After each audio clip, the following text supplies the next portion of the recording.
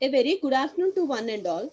I am dealing with the course of power plant engineering in that today's topic is nuclear power plant.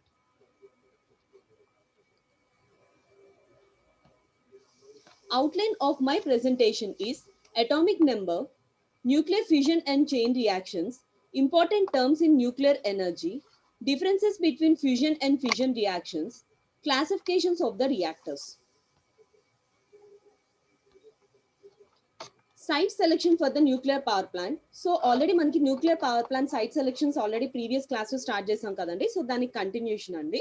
So ఇవాళ class లో metrology, geology and foundation conditions గురించి consider చేస్తామండి. దాంట్లో first one metrology. Metrology is of concern both for normal discharges of gaseous radioactive waste and for much less likely releases of large quantity of airborne radioactive materials which might result from an accident. So మనకి మెట్రాలజీని మనకి ఎలా consider చేసుకుంటామంటే అండి, మనకి nuclear power plant నుంచి వచ్చిన waste మనం radio active waste అంటాం కదండి.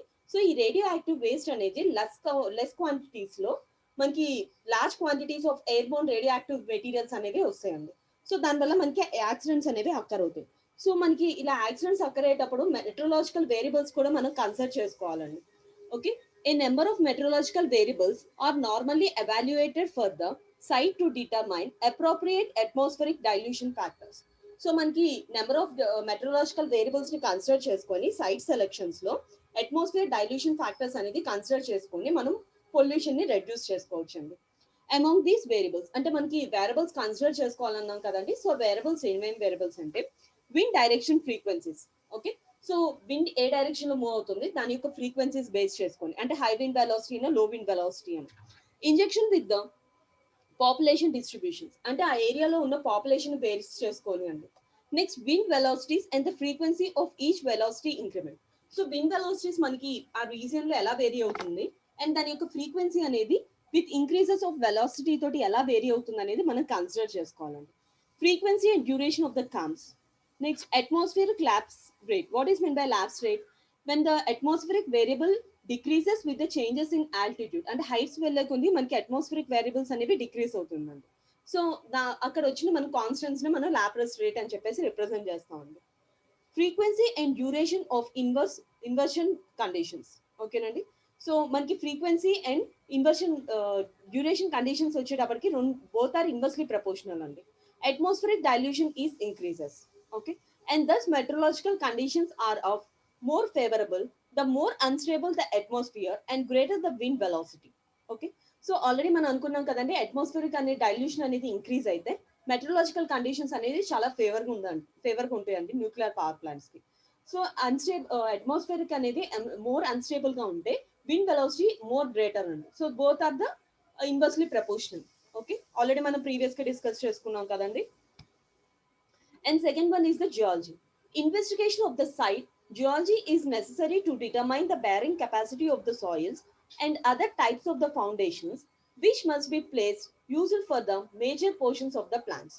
So మనకి పవర్ న్యూక్లియర్ పవర్ ప్లాంట్స్ యొక్క సైట్స్ మనం సెలెక్ట్ చేసుకునేటప్పుడు ఇన్ టర్మ్స్ ఆఫ్ జియాలజికల్ కూడా స్టడీ చేసుకోవాలండి.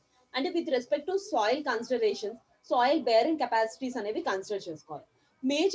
మేజర్ ప్రాబ్లం వచ్చేటప్పటికండి nuclear power plants types of foundations అనేవి ఎలా వేరీ చేస్తాం అనేది స్టడీ చేసుకుంటామండి. సో ఇక్కడ పవర్ ప్లాంట్స్ లో మనకి large quantities large reactors consider చేస్తాం కదండి. సో రియాక్టర్స్ ని సాయిల్ అనేది బేరింగ్ కెపాసిటీస్ అనేవి లార్జ్ లోడ్స్ అనేవి బేర్ చేసుకునేటట్టు కన్సిడర్ చేసుకోవాలండి. Okay, test borings are used made for this purpose just as for the other large structures.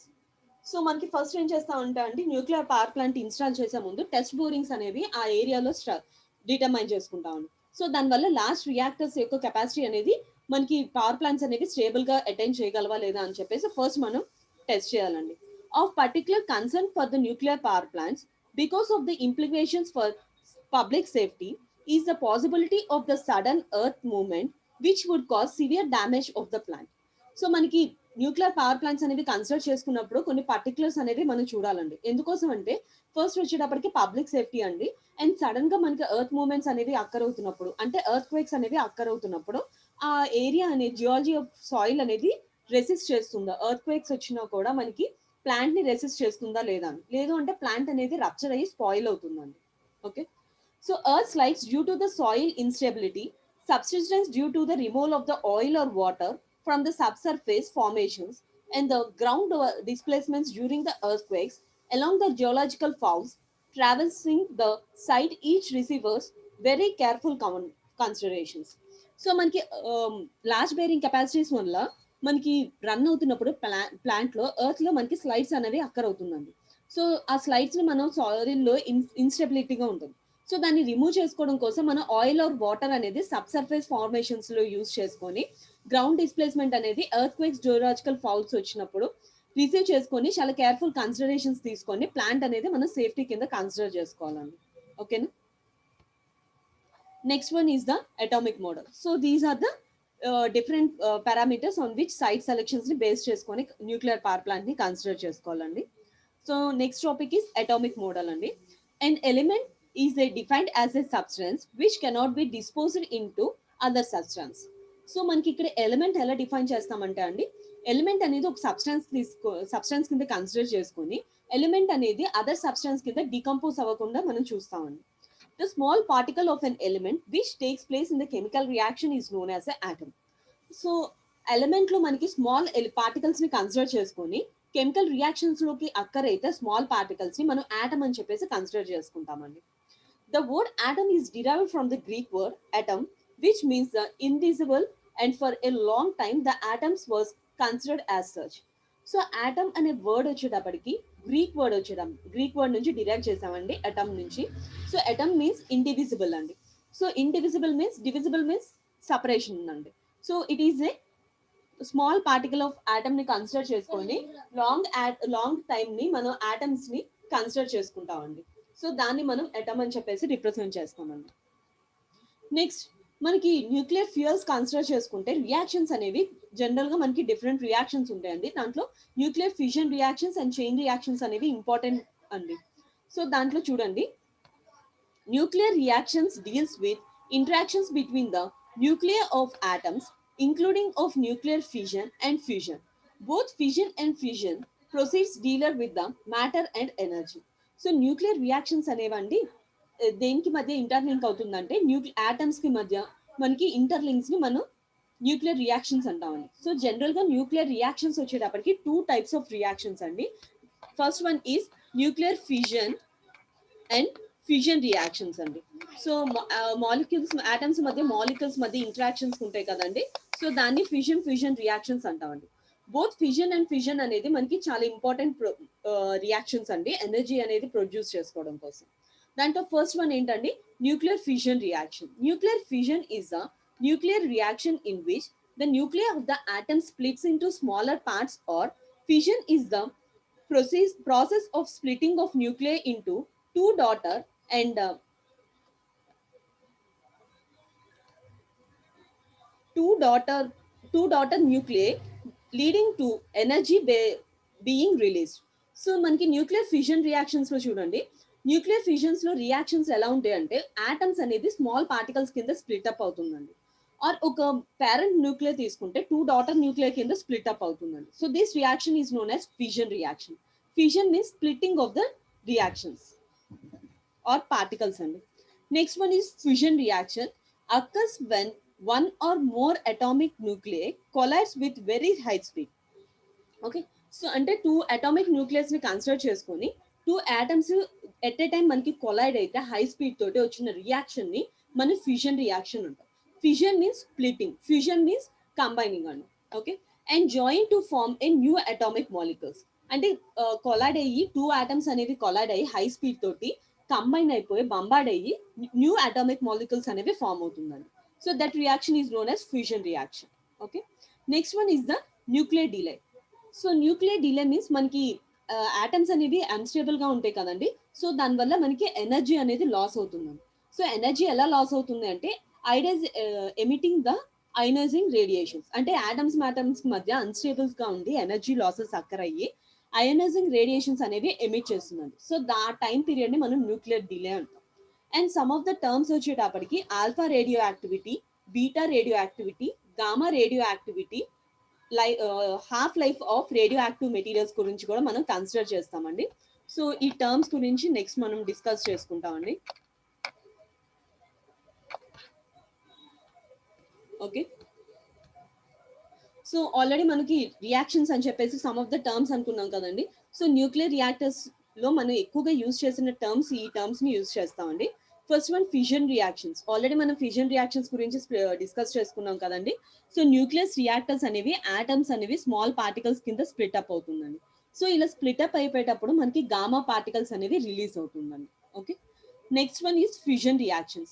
Occurs when two or more atomic nuclei collide at a very high speed and join to form a new atomic type of molecules. Okay, already మనం discuss చేసుకున్నాం కదండి. Two or more atomic nucleus అనేవి collide అయ్యి very high speed తోటి combine అయిపోయి bombard అయ్యి ఒక new type of atomic nucleus అనేవి ఫామ్ అవుతుంది. సో ఆ రియాక్షన్ ని ఫ్యూజన్ రియాక్షన్స్ అంటాం. సో ఫ్యూజన్ రియాక్షన్స్ లో మనం ఎక్కువగా యూజ్ చేస్తుంది ఏంటంటే డ్యూటోరియం అండ్ ట్రిటోనియం అనేవి ఎక్కువగా యూజ్ చేస్తామండి. ఇన్ వై ద రీజన్ వచ్చేటప్పటికి potential for providing energy for the future. So deuterium and tritium అనేది మనకి large amount of potential energy with release చేస్తుందండి. దట్ రిలీజెస్ ఆఫ్ ఎనర్జీ మనం ఫ్యూచర్ లో యూజ్ చేసుకోవడం కోసం యూజ్ చేస్తామండి. Okay, tritium is represented by the letter T అండి. Fairoz doubt అమ్మా? ఇప్పుడు చెప్పిన పాయింట్ ఒకసారి చెప్పండి madam. Fusion reaction. Okay, fusion reactions వచ్చేటప్పటికి మనకి టూ అటామిక్ న్యూక్లియస్ అంటే టూ ఆర్ మోర్ న్యూక్లియస్ తీసుకుంటామండి. So two or more atoms ని కన్సిడర్ చేసుకుంటాం. ఈ ఆటమ్స్ వచ్చేటప్పటికి వెరీ హై స్పీడ్స్ తోటి బోత్ డైరెక్షన్స్. అంటే ఆటమ్స్ అనేవి ఏమైనా కావచ్చా మేడం? ఇప్పుడు ఆటమ్స్ అనేవి అంటే కార్బన్ కార్బన్ అలా మేడం చెప్పేది మీరు? మనం ఇక్కడ న్యూక్లియర్ ఫ్యూయల్స్ లో కార్బన్ ఆటమ్స్ ని కన్సిడర్ చేసుకోమమ్మా. ఓన్లీ మనం న్యూక్లియర్ ఫ్యూయల్స్ కన్సిడర్ చేసుకుంటాం. So nuclear fuels okay madam. ఏంటమ్మా? చెప్పండి మేడం, చెప్పండి. న్యూక్లియర్ ఫ్యూయల్స్ వచ్చేటప్పటికి యురేనియం, థోరియం, డ్యూటోరియం, ట్రైటానియం అనే ఆటమ్స్ ని కన్సిడర్ చేసుకుంటాం మనం ఇక్కడ. ఓకేనమ్మా, కార్బన్ మనం కన్సిడర్ చేసుకోమమ్మా. కార్బన్ పార్టికల్స్ మనం కన్సిడర్ చేయము. ఓన్లీ న్యూక్లియర్ ఫ్యూయల్స్ గురించి మాత్రమే స్టడీ చేస్తాం మనం ఇక్కడ. ఓకేనమ్మా? ఓకే. సో మనకి చూడండి, టూ ఆటమ్స్ అనేవి మనకి ఆపోజిట్ డైరెక్షన్స్ లో మనకి హెవీ స్పీడ్ తోటి బంబార్డ్ అవుతాయండి. అంటే రెండు కంబైన్ అవుతాయి. సో రెండు కంబైన్ అవుతున్నప్పుడు రిలీజెస్ ఏ న్యూ ఆటమ్స్. అంటే ఈ టూ ఆటమ్స్ కాకుండా న్యూ మాలిక్యూల్స్ అనేవి రిలీజ్ అవుతుందండి. సపోజ్ ఎగ్జాంపుల్ డ్యూటోరియం అండ్ ట్రిటోనియం తీసుకుంటే మనకి న్యూ అటామిక్ మాలిక్యూల్ అనేది ఫామ్ అవుతుంది. సో ఈ ఫ్యూజన్ రియాక్షన్స్ మనం ఎలా యూజ్ చేసుకుంటాం అనేది రియాక్టర్స్ లో ఒకసారి ఎక్స్ప్లెయిన్ చేస్తామండి. ఓకే, జస్ట్ డెఫినేషన్ మాత్రం చూడండి ఇప్పుడు. Next one is the nuclear delay. Okay, so nuclear delay is also known as radioactive decay అంటామండి. So occurs when an unstable atom loses energy by emitting ionizing radiations. Already మనం అనుకున్నాం కదండి, unstable atoms అనేవి మనకి bombarding అంటే colliding జరుగుతున్నప్పుడు మనకి some of the energy అనేది మనకి లూజ్ అవుతుంది. సో ఆ లూజింగ్ అనేది మనకి అయోనైజేషన్ రేడియేషన్స్ అనేవి రిలీజ్ చేస్తుంది. So this radio active decay అనేది మనకి లెవెల్స్ అనేవి సింగిల్ ఆటమ్స్ నుంచి మనకి క్వాంటమ్ థియరీని బేస్ చేసుకొని వేరీ అవుతూ ఉంటుందండి. So single atom to molecules కి డిఫరెంట్ గా క్వాంటమ్ థియరీని బేస్ చేసుకొని వేరీ అవుతుందండి. Okay, there are different types of radio active decays. So radio active decays వచ్చేటప్పటికి డిఫరెంట్ టైప్స్ అండి. So alpha radio activity, beta radio activity, gamma radio activity and neutron emissions అండి. అంటే మనకి bombard అవుతున్నప్పుడు losses energy అనుకున్నాం కదండి. So దానివల్ల మనకి సమ్ ఆఫ్ ద పార్టికల్స్ అనేవి రిలీజ్ అవుతాయండి. సో దాంట్లో first one is alpha radio activity అండి. So alpha particles consist of 2 protons and 2 neutrons bound together into a particle identical to a helium nucleus. So alpha particles వచ్చేటప్పటికి మనకి 2 protons and 2 neutrons ఉంటాయండి. అంటే nucleus అనేవి split up అవుతున్నప్పుడు protons and neutrons అనేవి ఉంటాయి కదండి. సో 2 protons and 2 neutrons అనేవి మనకి పార్టికల్స్ అనేవి identical to helium atoms, helium nucleus కి ఐడెంటికల్ గా ఉంటాయండి ఆల్ఫా పార్టికల్స్ అనేవి. Okay, because of its very large mass, more than 700 times the mass of the beta particles, and its charge, it is very heavy ionizous material and has a very short range. So మనకి mass of radio alpha particles అనేది చాలా more గా ఉంటుందండి. So beta తోటి compare చేసుకుంటే beta అనేది energy particles one అనుకుని assume చేసుకుంటే ఆల్ఫా పార్టికల్స్ యొక్క వెయిట్ వచ్చేటప్పటికి 700 times more than the beta particles అండి. సో దాని యొక్క వెయిట్ అనేది హెవీగా ఉండడం వల్ల అయనైజేషన్ పార్టికల్స్ అనేవి చాలా వెరీ షార్ట్ రేంజ్ లో మనకి అక్కర్ అవుతుందండి. అదే బీటా పార్టికల్స్ అనేవి లెస్ వెయిట్ లో ఉండడం వల్ల క్వాంటమ్ రేంజ్ లో మనకి హై రేంజ్ అనేవి అక్కర్ అవుతుందండి.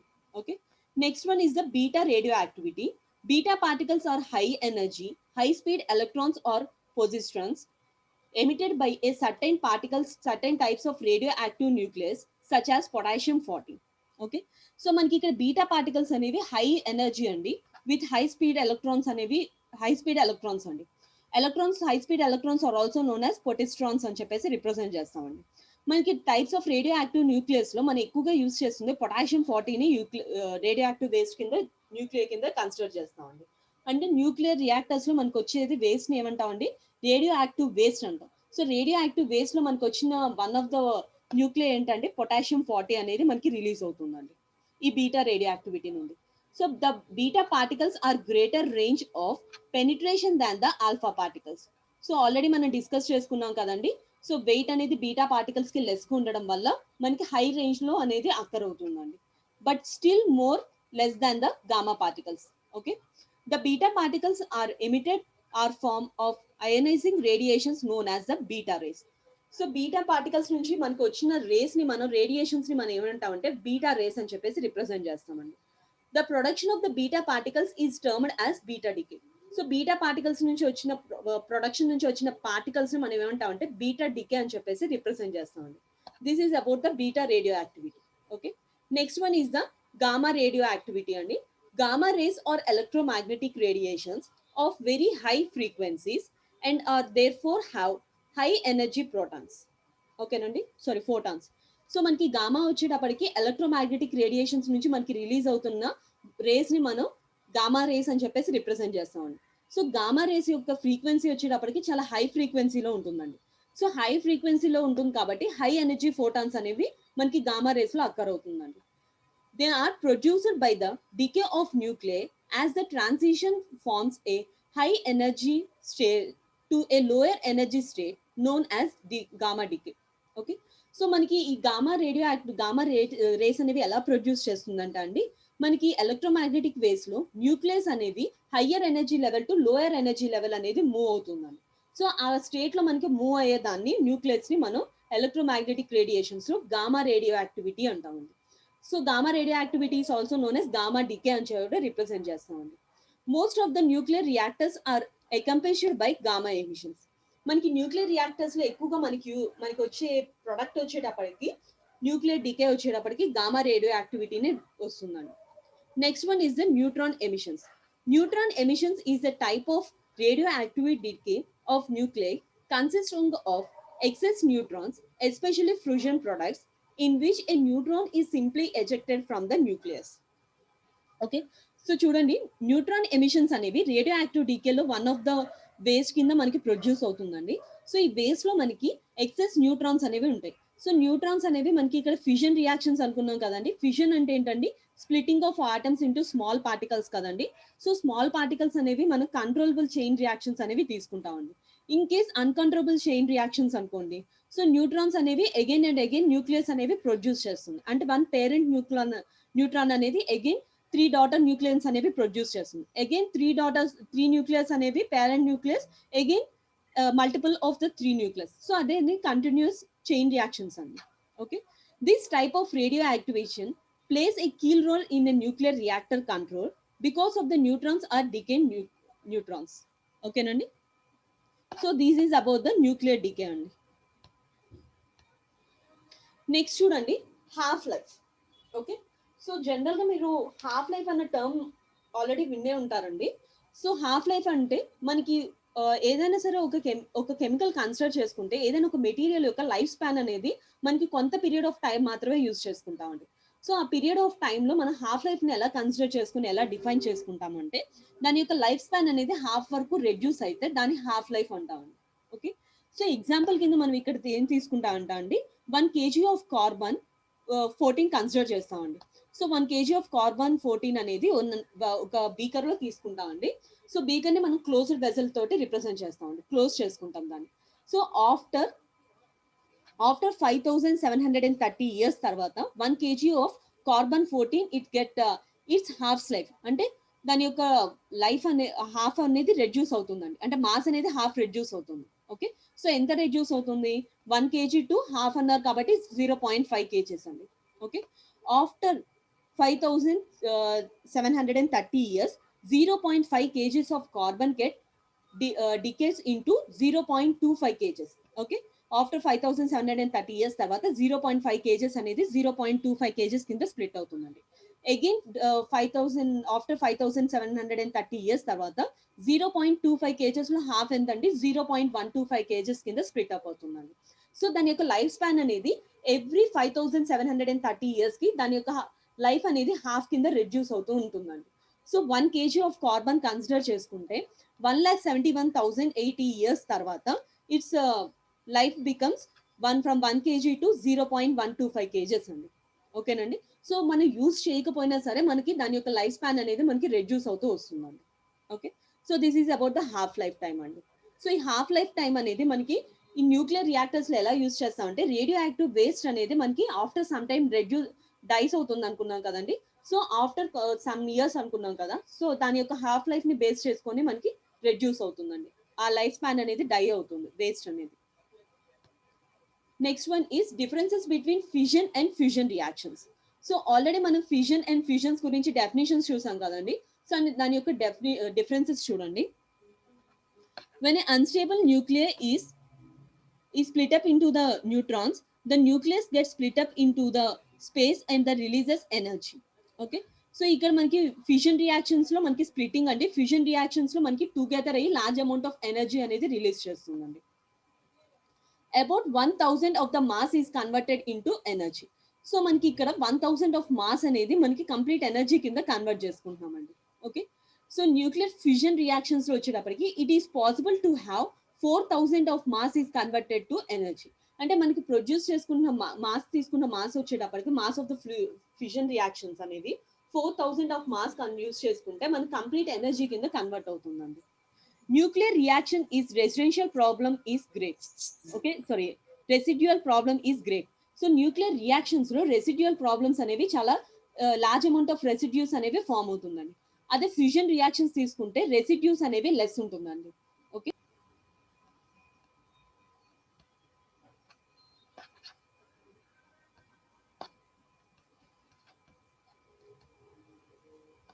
సారీ అమ్మా, నెట్ ప్రాబ్లం వల్ల మనకి. ఓకే, సో చూడండి అమ్మా, మనకి a possible advantage is that total amount of radio active material in a working fusion reaction is very likely to be very much less than that of the fusion reactions. So మనకి fusion reactions లో మనకి ఏమవుతుందంటే అండి, radio active materials అంటే waste అనేది produce అవుతుంది అనుకున్నాం కదండి. సో మనకి ఫ్యూజన్ రియాక్టర్స్ లో కన్సిడర్ చేసుకుంటే మనకి వేస్ట్ అనేది లెస్ అమౌంట్ అనేది వస్తుంది. అదే ఫ్యూజన్ రియాక్షన్స్ లో లార్జ్ అమౌంట్ ఆఫ్ వేస్ట్ అనేది ప్రొడ్యూస్ అవుతుందండి. Because of higher radioactive material, health hazard is high in case of the accidents. మనకి న్యూక్లియర్ రియాక్టర్స్ లో మేజర్ ప్రాబ్లం ఏమనుకున్నామమ్మా, యాక్సిడెంట్స్ అనేవి మనకి ఎక్కువగా అక్కర్ అవుతాయి అనుకున్నాం. సో మనకి హయ్యర్ రేడియో యాక్టివ్ మెటీరియల్స్ ని కన్సిడర్ చేసుకుంటే మనకి అక్కడ యూస్ చేస్తున్న పీపుల్ కి హెల్త్ హెజార్డ్స్ అనేవి అక్కర్ అవుతుందండి. అంటే వర్కర్స్ కి హెల్త్ హెజార్డ్స్ అనేవి వస్తుంది, హెల్త్ ప్రాబ్లమ్స్ అనేవి అక్కర్ అవుతుంది. అలానే మనకి యాక్సిడెంట్స్ కూడా మనకి ఎక్కువగా అక్కర్ అయ్యే ఛాన్సెస్ అనేవి ఫ్యూజన్ రియాక్షన్స్ లో ఉంటుందండి. Okay, coming to fusion reactions కి వచ్చేటప్పటికి because of less radio active material less health hazards is much less. So మనకి వేస్ట్ అనేది చాలా లెస్ అమౌంట్ అనేది వస్తుంది. సో దానివల్ల హెల్త్ హజార్డ్స్ అనేవి అంటే హెల్త్ ఎఫెక్ట్స్ అనేవి చాలా లెస్ గా ఉంటాయండి. Okay, coming to fusion reactions, it is possible to construct self sustainable fusion reactors and have positive energy release. So ఫ్యూజన్ రియాక్షన్స్ అనేవి సెల్ఫ్ సస్టైనబుల్ రియాక్షన్స్ అని అంటే ఆటోమేటిక్ గా కంటిన్యూషన్ చైన్ రియాక్షన్స్ కదండి. So it releases a positive energy అనేది release చేస్తుందండి. Okay, fusion reactions కి వచ్చేటప్పటికి it is extremely difficult to construct controllable fusion reactions. మనకి ఫ్యూజన్ రియాక్షన్స్ అనేవి మనకి చాలా డిఫికల్ట్ అండి కన్స్ట్రక్ట్ చేయడం. ఎందుకని 2 పార్టికల్స్ అనేవి వెరీ హై స్పీడ్ తోటి బంబార్డ్ అవ్వాలి కాబట్టి మనకి కన్స్ట్రక్షన్ అనేది చాలా డిఫికల్ట్ ప్రొసీజర్ అండి. Okay, coming to fusion reactions, manageable temperatures are obtained. Okay, so మనకి టెంపరేచర్స్ అనేవి చాలా ఈజీగా మనం కంట్రోల్ చేసుకోవచ్చు అండి ఫ్యూజన్ రియాక్షన్స్ లో. Coming to fusion reactions needs unmanaged temperature like 30 million degrees for fission process to occurs. So మనకి fission reactors లో మాక్సిమం మనకి టెంపరేచర్స్ 30 మిలియన్ డిగ్రీస్ ఉంటాయండి. సో దాన్ని మనకి కంట్రోల్ చేసుకోవడం అనేది ఇంపాసిబుల్ కండిషన్స్ అండి. Okay, next coming to fission reactions, raw fissionable materials is not available in plenty. So మనకి ఫిజన్ రియాక్షన్స్ అనేవి మనకి టెంపరేచర్ అనేది కంట్రోల్ అవుతుందండి అండ్ సెల్ఫ్ సస్టైనబుల్ రియాక్షన్స్ కాబట్టి మనకి వేస్ట్ అనేది లార్జ్ అమౌంట్ ఆఫ్ ప్రొడ్యూస్ అయినా మనం యూస్ చేసేది ఫిజన్ రియాక్షన్స్ ని ఎక్కువగా యూస్ చేస్తామండి. అండ్ మెటీరియల్స్ కూడా మనకి ప్లెంటీగా మనకి అవైలబిలిటీ అనేది ఉంటుందండి. Coming to fission reaction, reverses of deuterium, the fission reactor is available in a large quantity. అంటే మనకి డ్యూటేరియం నుంచి అగైన్ మనకి చైన్ రియాక్షన్స్ అనేవి రివర్సిబుల్ అనుకున్నాం కదండి. సో డ్యూటేరియం మనకి స్ప్లిట్ అప్ అయిన తర్వాత యురేనియమ్స్ నుంచి అగైన్ మనకి బ్యాక్వర్డ్ రియాక్షన్స్ నుంచి మనకి large quantity of the fuel మనం ప్రొడ్యూస్ చేసుకోవచ్చు అండి fusion reactions. Okay, it is the reversible reaction అండి, it is an irreversible reaction అండి fusion reactions. Okay, next controllable chain reactions అనుకున్నాం కదండి. సో చూడండి, మనకి ఫిజన్ రియాక్షన్స్ కన్సిడర్ చేసుకుంటే కంట్రోలబుల్ చైన్ రియాక్షన్స్ లో మనకి వన్ న్యూక్లియర్ అనేది మనకి వన్ ఆటమ్ అనేది 3 న్యూక్లియస్ అండ్ ప్రోటాన్స్ న్యూట్రాన్స్ అనేవి రిలీజ్ చేస్తున్నాయి కదండి. So protons and neutrons green and orange తోటి రిప్రజెంట్ చేస్తున్నామండి. అగైన్ సింగిల్ న్యూక్లియర్ కన్సిడర్ చేసుకుంటాం, అంటే 3 న్యూక్లియస్ కన్సిడర్ చేసుకోకుండా సింగిల్ న్యూక్లియర్ కన్సిడర్ చేసుకుంటాం. ఆ సింగిల్ ఆటమ్ అనేది అగైన్ 3 న్యూక్లియస్ కింద స్ప్లిట్ అప్ అవుతుంది. సో ఇలా మనం చైన్ ని మనం కంట్రోల్ చేసుకోవచ్చు అండి ఫ్యూజన్ రియాక్షన్స్ లో. Coming to uncontrollable chain reactions కి వచ్చేటప్పటికి వన్ పేరెంట్ న్యూక్లియర్ అనేది 3 డాటర్ న్యూక్లియస్ స్ప్లిట్ అప్ అవుతుంది అనుకున్నాం కదండి. అగైన్ వన్ డాటర్ న్యూక్లియర్ అనేది పేరెంట్ న్యూక్లియర్ అనేది అగైన్ 3 డాటర్ న్యూక్లియస్. సో ఇలా మనకి చైన్ అనేది కంటిన్యూషన్ అండి. సో దీన్ని మనం ఎప్పుడు కంట్రోల్ చేసుకోలేమండి. ఇన్ కేస్ కంట్రోల్ చేయాలి అంటే 3 న్యూక్లియస్ లో only we have to use only 1 nuclear atoms split up చేసుకోవడం అయితే మనం దాన్ని కంట్రోలబుల్ చైన్ ఫ్యూజన్ రియాక్షన్స్ అంటాం. ఓకేనండి. So this is the nuclear fuel cycle అండి. సో మనకి చూడండి, మన నేచురల్ యురేనియం అనేది మనకి ఇన్సైట్ నుంచి మనం మైనింగ్స్ ద్వారా మనకి యురేనియం అనేది ప్రొడ్యూస్ చేస్తుందండి. సో ఈ మీరు యురేనియం అనేది మిల్లింగ్ చేసుకొని after conversion enrichment of high uranium ని మనం యూస్ చేస్తామండి ఫ్యాబ్రికేషన్ ఫ్యూయల్స్ కింద. సో అగైన్ దీంట్లో మనకి ఫ్రెష్ యురేనియం ని రియాక్టర్స్ కింద యూస్ చేసుకుంటామండి. సో రియాక్టర్స్ లో మనకి వేస్ట్ వస్తుంది కదండి. సో రేడియో యాక్టివ్ వేస్ట్ ని మనం పూల్ ఆర్ డ్రై కేస్ కింద తీసుకొని స్టోర్ చేసుకుంటామండి. అగైన్ స్టోర్ చేసుకొని రెసిప్రొకేటింగ్ ఫెసిలిటీస్ యూస్ చేసుకొని అగైన్ కన్వర్షన్ చేసుకుంటామండి. ఓకేనండి. సో దీంట్లో మనకి యురేనియం ఎన్రిచ్మెంట్స్ లో మనకి డిపేటెడ్ యురేనియం అంటే less amount of uranium consider చేసుకుంటే అగైన్ దాన్ని డిస్పోజ్ చేసుకుంటామండి. ఎందుకని డిస్పోజ్ చేసుకోకపోతే రియాక్షన్ అనేది కంటిన్యూషన్ చైన్ రియాక్షన్ కాబట్టి మనం దాన్ని కంట్రోల్ చేయలేం కాబట్టి మనం డిస్పోజల్ అనేది ఇంపార్టెంట్ అండి. ఓకే, సో అగైన్ ఇక్కడ మనకి స్టోరేజ్ చేసుకున్న దాన్ని కూడా అగైన్ డిస్పోజ్ చేసుకుంటాం. అంటే స్టోరేజ్ చేసుకుని ఆఫ్టర్ సమ్ ఇయర్స్ అనేది మనకి హాఫ్ లైఫ్ అనేది రెడ్యూస్ అవుతుంది అనుకున్నాం కదండి. సో దానివల్ల దాని యొక్క చైన్ రియాక్షన్ దాని యొక్క హాఫ్ లైఫ్ వల్ల ఆ యురేనియం అనేది మనకి డిస్పోజ్ చేసుకుంటాం, అంటే డై అవుతుందండి after some time. Okay, after some years తర్వాత అండి. ఓకేనండి. సో ఇలా మనకి యురేనియం అనేది సైకిల్ అనేది కంటిన్యూషన్ గా మనం యూస్ చేసుకుంటామండి. నెక్స్ట్ టైప్స్ ఆఫ్ రియాక్టర్స్ అండి.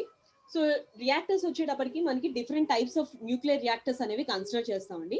దాంట్లో ఫస్ట్ వన్ వచ్చేటప్పటికి న్యూట్రాన్ ఎనర్జీ, అంటే న్యూట్రాన్ ని బేస్ చేసుకొని మనకి 2 టైప్స్ ఆఫ్ రియాక్టర్స్ అండి, thermal neutron reactors and fast neutron reactors. అంటే హీట్ ని ప్రొడ్యూస్ చేసుకునే న్యూట్రాన్స్ అండి. అండ్ న్యూట్రాన్స్ అనేవి చాలా ఫాస్ట్ గా ప్రొడ్యూస్ చేసుకునేవండి. Okay, so thermal neutrons reactors are again broadly classified into 3 types అండి, light water moderator, heavy water moderator and graphite moderator అండి. Okay, light water moderator again broadly classified into 2 types అండి. Boiling water reactor already మనం previous class లో discuss చేసుకున్నాం కదండి, PWR reactors అని. Next one is PWR అంటే pressurised water reactors. Okay, BWR and PWR reactors అండి. Okay, next one is heavy water moderator అండి. And third thermal neutron reactors is graphite moderator అండి. Okay, so graphite moderator again broadly classified into 2 types అండి, gas cool, water cool. Okay, fast neutron is again single example వచ్చేటప్పటికి liquid metal cool reactors అండి. So next classes లో మనకి total గా ఈ thermal neutrons and fast neutrons గురించి మనం study చేస్తామండి. ఒక్కొక్క రియాక్టర్ కన్సిడర్ చేసుకొని మనం అసలు న్యూక్లియర్ రియాక్టర్ అంటే ఏంటి దాని గురించి క్లాసిఫై చేసుకుంటామండి. Next one is on the base of the fuel use. So fuel use ని బేస్ చేసుకొని నేచురల్ యురేనియం అండ్ ఎన్రిచ్డ్, అంటే నేచురల్ గా మనకి అవైలబుల్ అవుతున్న దాన్ని మనం ఎన్రిచ్డ్ యురేనియం అంటే ఆల్రెడీ డిస్కస్ చేసుకున్నాం కదండి, మిల్లింగ్ చేసుకొని దాన్ని ప్రాసెసింగ్ చేసుకుంటామండి. Next one is based on the coolants use. So reactors లో మనం కూలెంట్స్ ని యూస్ చేసుకొని 4 టైప్స్ అండి. ఇన్ కేస్ వాటర్ ని కూలెంట్ కింద యూస్ చేసుకుంటే వాటర్ కూలెంట్ అండి. హెవీ వాటర్ ని యూస్ చేసుకుంటే హెవీ వాటర్ కూలెంట్ అండి, H2O తో. నెక్స్ట్ లిక్విడ్ మెటల్స్, లిక్విడ్స్ ని యూస్ చేసుకుంటే మనకి సోడియం ని యూస్ చేసుకుంటాం అండి కూలెంట్ కింద. Next one is gas coolant అండి. ఓకే, అంటే కార్బన్ డైఆక్సైడ్ ని కన్సిడర్ చేసుకుంటామండి. Okay, next third classification is based on the moderator used. Okay, so moderator ని బేస్ చేసుకుని అగైన్ 3 టైప్స్ అండి. Water and heavy water reactor, graphite reactor, beryllium reactors అండి. Next one is the based on the core used. Homogeneous reactor, heterogeneous. Homo means మనకి reactor మొత్తం మీద same nuclear అనేది use చేస్తాం. Hetero means 2 are more అనేది uranium fuels అనేవి use చేస్తాం. Next one types of the nuclear reactors. Already మనం types అనేసి మనకి 2 టైప్స్ అనుకున్నాం కదండి, thermal reactor and fast breeder అని చెప్పేసి. ఎగ్జాంపుల్స్ ఆఫ్ థర్మల్ రియాక్టర్ వచ్చేటప్పటికి PBR means pressurised water reactor, BWR boiling water reactor, CGR gas cooled reactor. Okay, again HTGR high temperature gas cooled reactor, PHWR pressurised heavy water reactors అండి. Okay, so complete గా మనం ఈ రియాక్టర్స్ గురించి study చేస్తామండి. Next one is fast breeder reactors వచ్చేటప్పటికి 2 types అండి. LMFBR అంటే liquid metal fast breeder reactor. Next one is GCFBR gas cooled fast breeder reactors అండి. Okay, so these are the different types of the nuclear reactors అండి. Okay, so ఈ nuclear reactors వరకు చాలండి classifications. Next class లో continue చేస్తాను.